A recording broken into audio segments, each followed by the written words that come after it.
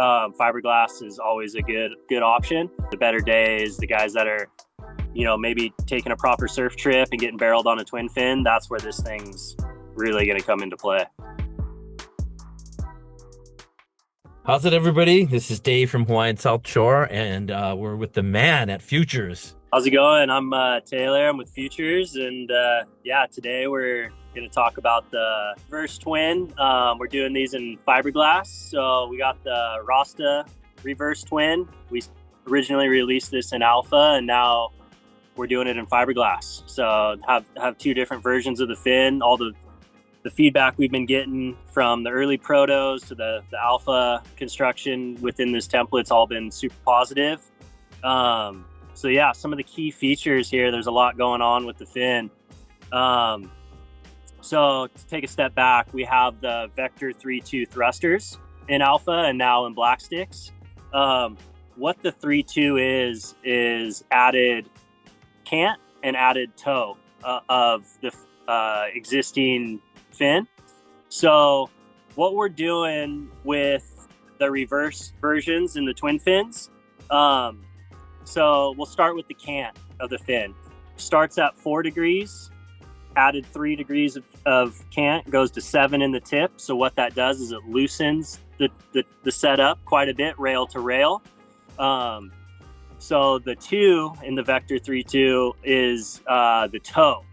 So in the reverse twins, it's a negative toe. So if you're looking down the board, tail towards me, these fins actually flare towards the stringer. So it's a negative toe out towards the rail.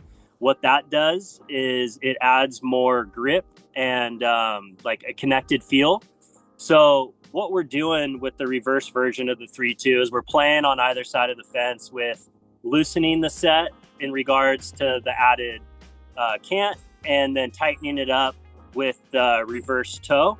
So in a twin fin application, what that equates to is a really connected feeling with a twin. A lot of twins like to break free fairly soon, depending on the template itself. So alongside those features of the foil, and there's multiple planing surfaces in the fin. So the fin is efficient at different angles of attack when in a turn.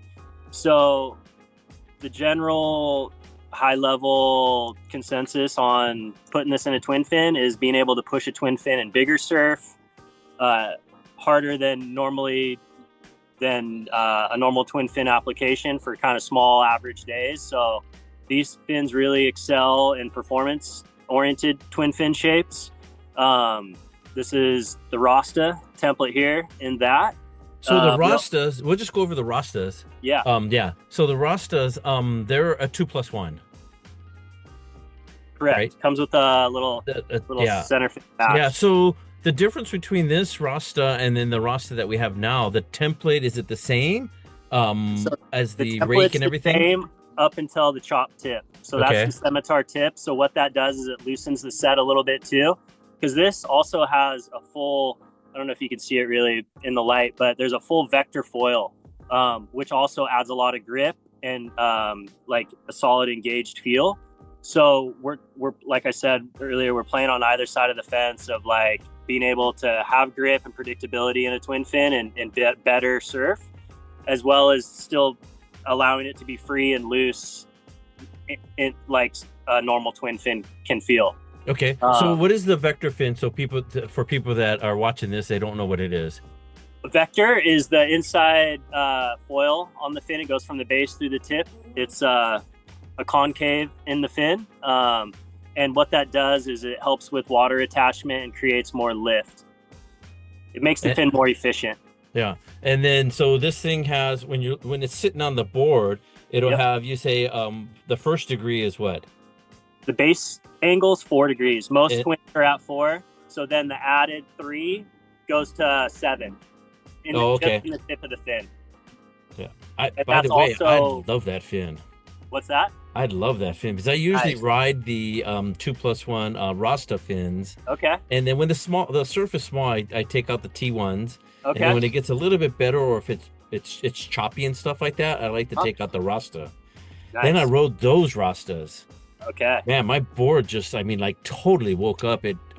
You get the drive down the line, Yeah. and then when you hook a turn, the thing just like releases so fast. It's like being on a high performance shortboard. You can just For sure. whip the board around. I was pretty Yeah, happy on it. it's a Yeah. good feeling, for sure, especially in a twin fin application where you have all that predictability and engagement like you do in a thruster, but it still is fast and loves to be on rail. Definitely when it's on rail, it's endless as far as how many gears you want to take it. Yeah. So I noticed that, I was taking this out when I first got them, I took it out and it was like about a foot overhead and it was real choppy and bumpy, but it felt like it was just eating up the chop. It didn't make the board like bounce all over the place for some reason. Nice. Yeah.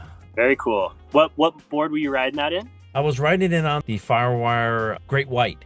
Okay. Yeah. Very nice. Worked really good on that board. So I took it out on the Kato first on a small day.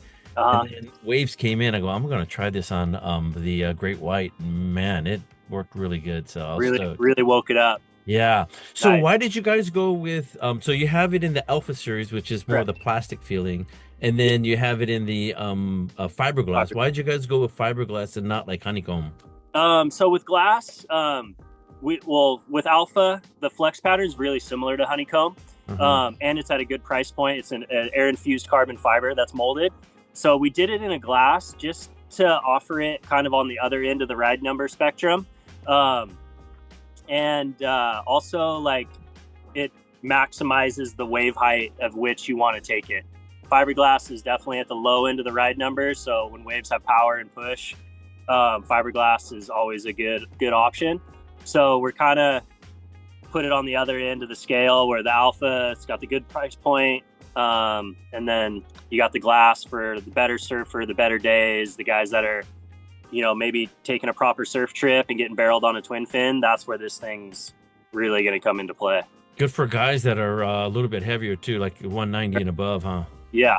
And even with the Alpha, we increased the carbon content to make it stiff. But yeah, this in honeycomb, it would flex out too much. Oh, okay. You want the foils to stay true to how they are initially. Yeah. And then the back fin is the exact same thing as the regular Rastas, right? Yep, the Rasta center, just with the chopped Scimitar tip to match it up. Yeah. So the chop tip on this fin, why did you guys do that?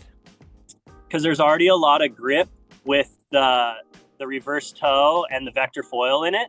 So we wanted to loosen it up and just kind of give it a good balance as far as loose versus grip. So you have that grip, but it releases really good off the top. Correct. That's a lot to do with the template being chopped. Yeah. Yeah. I feel like when you're doing like a nice roundhouse cutback, it doesn't lose speed through the turn. It just like wants to project you and slingshot you back into the whitewash. Correct. So yeah, a lot of the with the Vector 3.2s is a lot of guys will notice that it really wants to pull you through your turns. So especially for like the intermediate surfer that's learning to connect turns and properly set up a wave, that's where like the thruster Vector 3.2s or even these twins will really kind of help clean up someone surfing and allow them to maintain and generate speed through their turns so they can finish the wave they want the way they want to. I need all the help I can get. Yeah, Right on. Thank you. And that was the Rasta 3.2s. Yes.